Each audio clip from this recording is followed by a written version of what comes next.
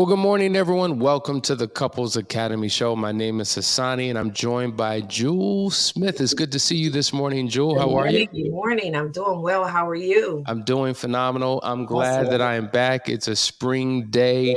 We've been talking about the spring season. We've been talking about how to spring clean your marriage. Spring clean? Spring clean? Yeah, spring clean your marriage. And we're going to continue in that conversation. This is part 3. There's no better way to end this week off by continuing the conversation. And on yesterday, just as a quick recap, what were some of the things that were being highlighted in terms of the importance of what to do during this season, Jewel?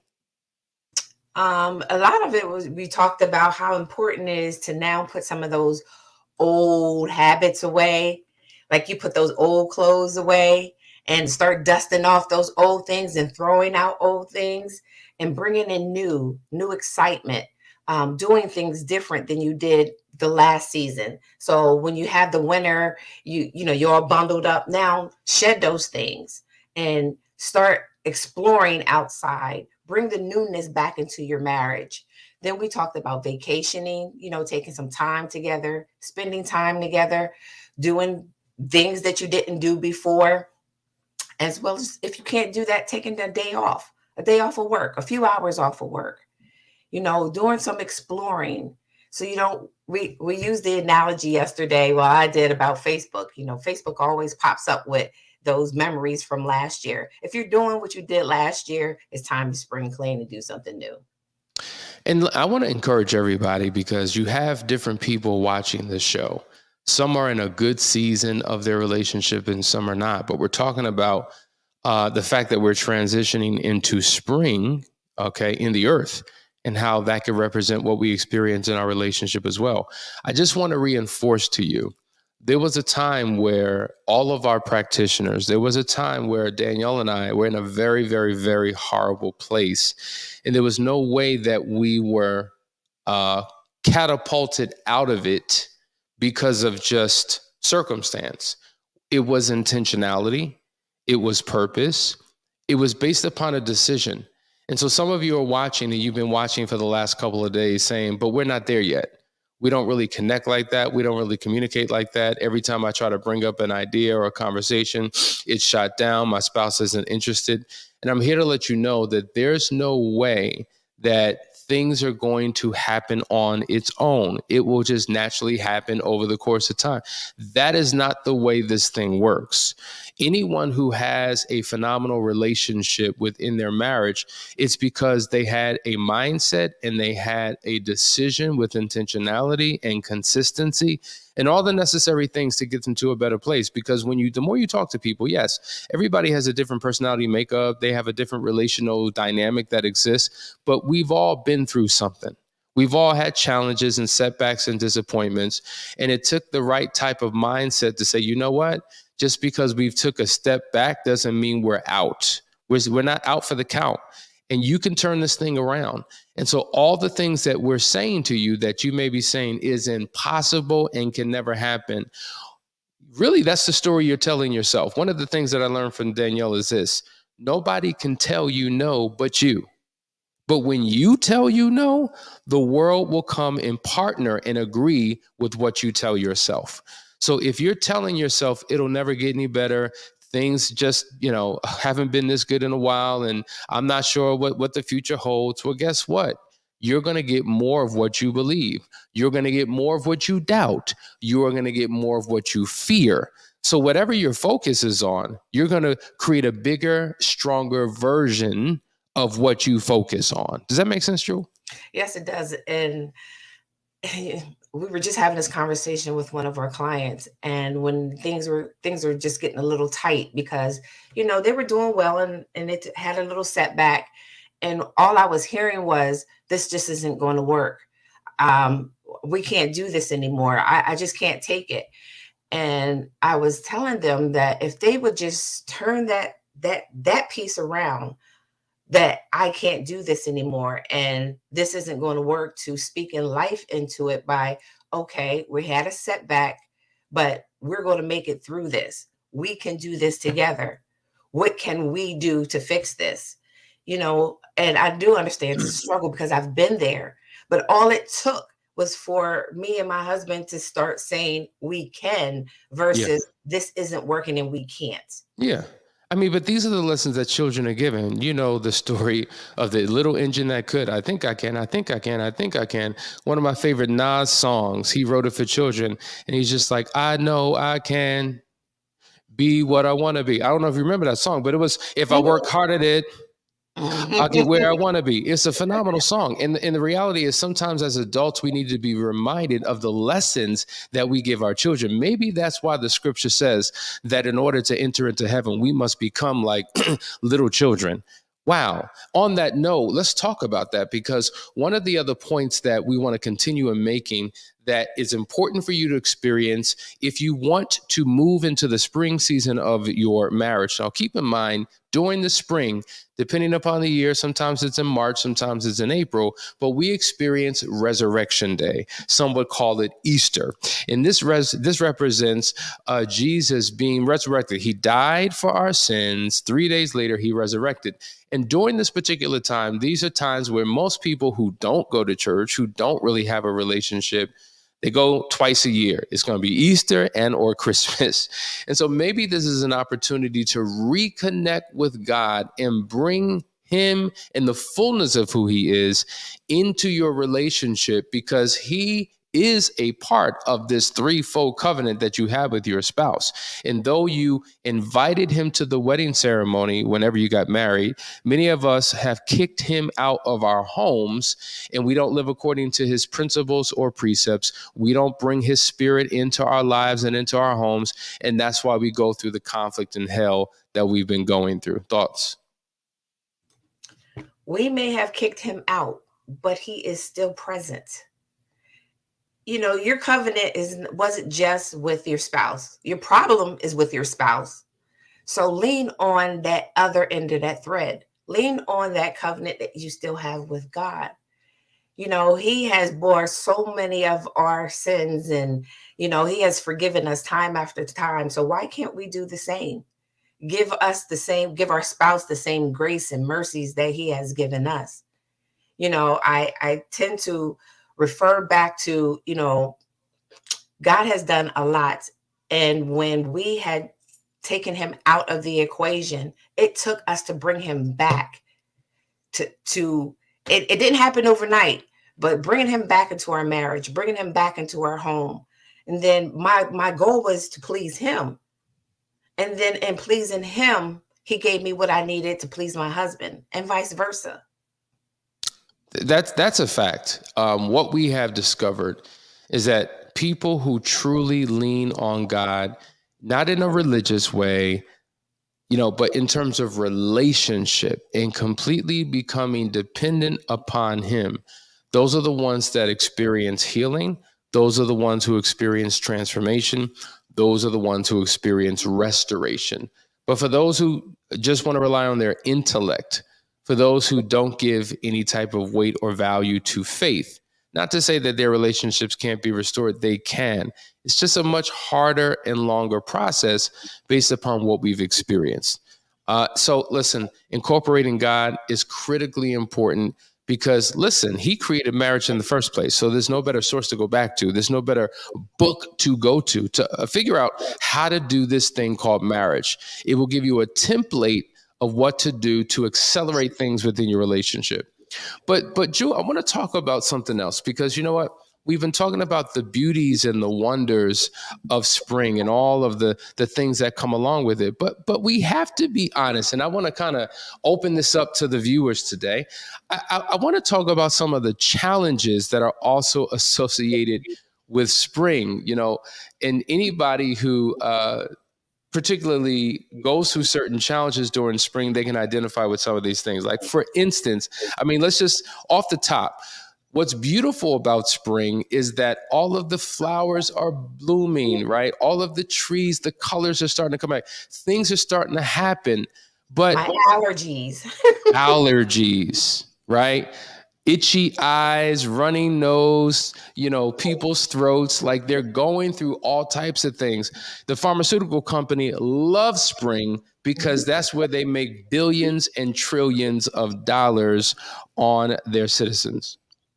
Hey, but it also brings on that irritation, because nobody wants to walk around with puffy eyes, face all swollen, throat closed up.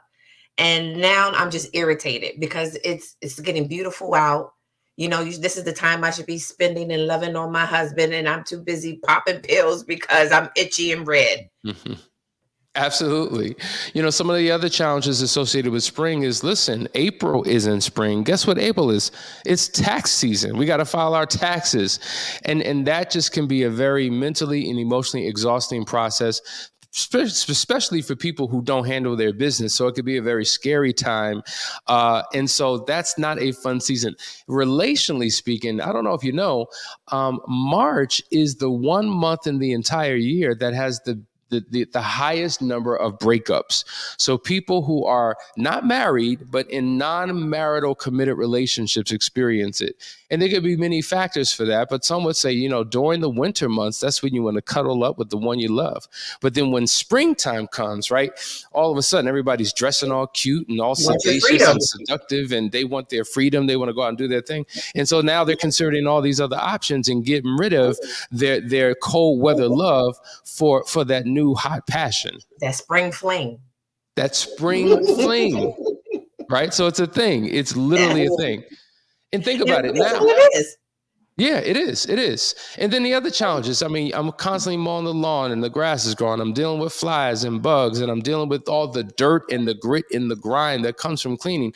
What's the point I'm making? There are challenges that we experience. And so I want to open this up and have a conversation with those of you who are watching. What are some of the challenges that you have been experiencing in this season? What are your fears? What are your concerns as we transition into this new season of your relationship? What are the mindsets? What are the struggles? We want to talk about that because we want to help you get over your hurdle. We want to end this particular topic the right way by addressing your concerns. So listen, guys, you're watching the Couples Academy show. We're going to take a quick break. We'll be right back to engage with you, the audience. Stay tuned. Hey family, Hassani and Danielle here, and I want to tell you about the Phoenix Awards Gala happening on October 7th, 2023. Couples Academy is hosting its first annual Phoenix Awards Gala, a celebration of perseverance, patience, and persistence, focused on couples who have endured and overcome significant hardships in their marriages. Nominees of this prestigious award will have come to the brink of destruction in their marriage without giving up, and are living a testimony to what is possible when two stand as one. This is no ordinary gala. We are honoring 5 of the most resilient couples across the U.S. and abroad. And here's the most exciting part. You get to pick our nominees. And there's more. Wear your most exquisite gowns and black tie ensembles and prepare for a 50-foot red carpet, cocktail reception, dinner, live music, and dancing. We're going to raise the roof and the standard for marriages on October 7th, and we want you to be there. For tickets, go to couplesacademy.org/events.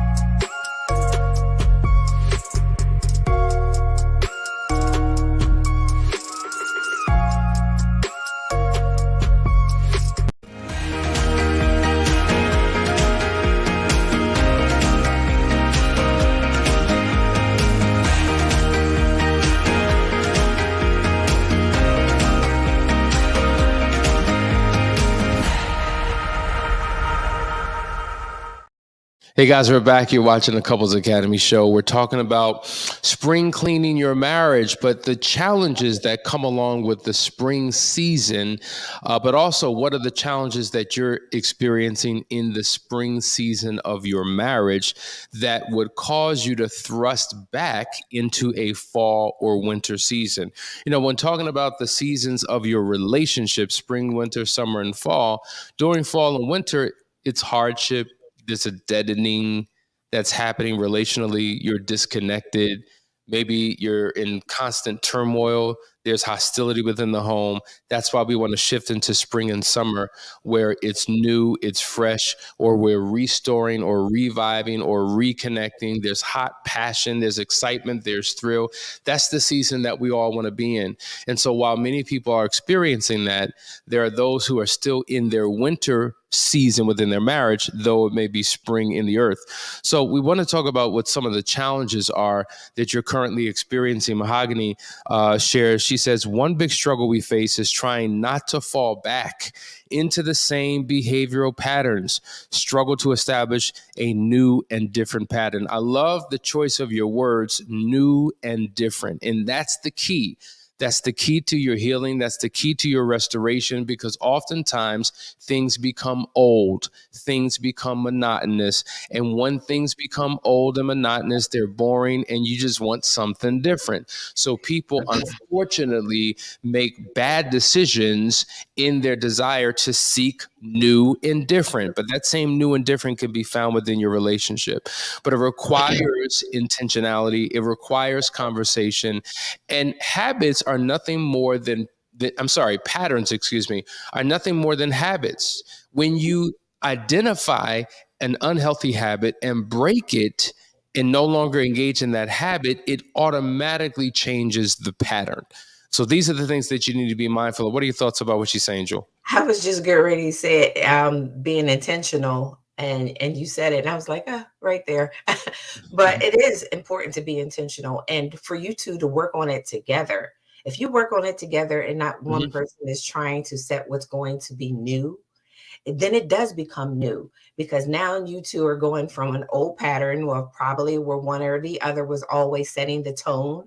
And now if you set it together, you guys can brainstorm together. You can break out together as far as what's next, what we're going to do, what's more exciting.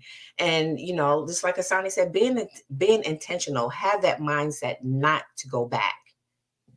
Absolutely. Absolutely. Because when you go back, it just puts you in a wrong mental and emotional space in your relationship, and it doesn't help. But we also want to go to Daryl. Daryl says, my wife thinking, this is one of the challenges, my wife thinking that I may still be in contact with my affair partner. And then he goes on to say, so not true. And see, this is a challenge. And let's talk about this, because listen, I don't want to do anything that will give you any type of idea or indication that I'm still connected. So I'm doing the right things. I'm reading my word. I've joined Foundry. I'm in counseling. I'm sharing my phone. We talk several times a day. I've turned things off. I've begun to do, like, we're connected like never before. So I'm doing everything I need to do. But for some reason, there's still doubt, fear, insecurity when it comes to what you are doing. And so that could be very discouraging for somebody who's doing the right thing. And oftentimes, Joel, we see people take on this philosophy. I'm not talking about you, Daryl. Some people take on a philosophy, man, no matter what I do, nothing's working. I might as well just do it, since you believe I'm doing it anyway. And that's self-sabotaging. But what is your advice to, say, those spouses out there, whether male or female, who really struggle with the doubt that their spouse is doing something genuinely? Like, I see what you're doing, but I still don't believe it. I still can't trust it. What are your thoughts for them? Are you okay? So he can go down a list of all the things that he is doing to show up, where he said, oh, it's totally not true. But are those the things that she needs to see? There's definitely a conversation that you would have to have with her, because you may be thinking you're doing everything that you can do to reassure her. But if it's not what she needs to see, then there's that mistrust is still there. So, I mean, just for instance, Okay, so you might be calling her every day, talking to her on the phone. But when you come home, are you still on the phone in secrecy? Are you still on the phone, in a locked room? Are you on the phone when she's sleeping? What are your behaviors? What have your behaviors changed? If there's any behavior that is similar to what you were doing Mm. before, then that's definitely going to keep the mistrust there. So, I would ask her specifically, what can I do to earn your trust? Don't just assume that the things you're doing is what she needs. Ask her and let her tell you. That's a very good point, and I will agree. Sometimes we do what we think is the right thing to do, and it doesn't align with what the spouse needs. But let's assume that he is doing everything that the spouse desires, but still there's this doubt, fear. I don't believe it. I just can't accept it. There's still something that the betrayed spouse is still struggling with. What do they need to do separate from what their spouse needs to do? They need to work on themselves.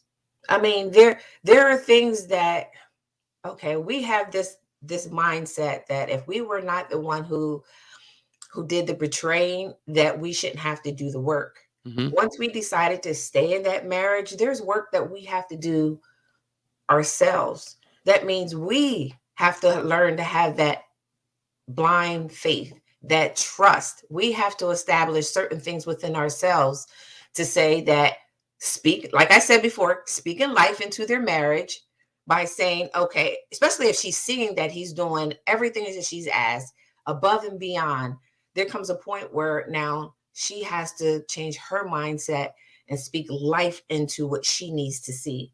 Speak into her own affirmations of, I'm enough. He's not doing anything. He loves me. Our marriage is great. And if there's something wrong, then she needs to reach out, because there may be healing that she needs on her own that has absolutely nothing to do with him. Absolutely. Listen, this is so profound what you're sharing, and it means that there's work on both sides. And when you both are committed to doing the work, you will win. Even in your spring season, it requires you doing work. Like cleaning up the past is not necessarily an easy task. When Together. you're cleaning, they have to clean it together. And when you clean together, guess what? You get dirty. It kind of reminds me of one of my daughters. I'm not going to call her out, but she does not like washing dishes, right? And so every time she washes dishes, she's just like, ew, right? And so then she has to put on these rubber gloves that hit her elbows because she cannot get dirty.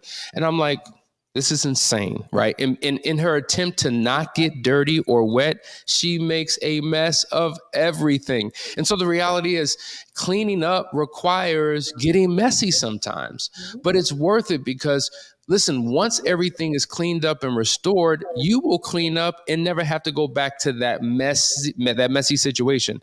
So be willing to do the work in this spring season in order to thrust your relationship forward. Listen, guys, I hope this has been helpful for you. Tomorrow is Friday. We will be focusing on your questions. It is Ask the Experts. I hope you got something out of this season, and I hope that you do something with what you hear. For this information to come to you every single day, and it's easy and easy out, and it doesn't bring about change and transformation, it means that you are not doing the work. We're doing our part. We want you to do your part. Let's partner together to make this place a better place, this world a better world. And it starts one household at a time. I'm working on my household. Hey, let's bring it to the last chance weekend. Let's start the spring off right. That's right. The best way, the absolute best way to clean what's going on in your home is to come to a last chance weekend. In this week this upcoming month is the third weekend in April. April 14th through the 16th. You want to be there. We do have couples who are already registering and they are ready to go. It is your time. It is your season. So let's partner together to make this happen. Love you guys. See you tomorrow for Ask the Experts. Take care.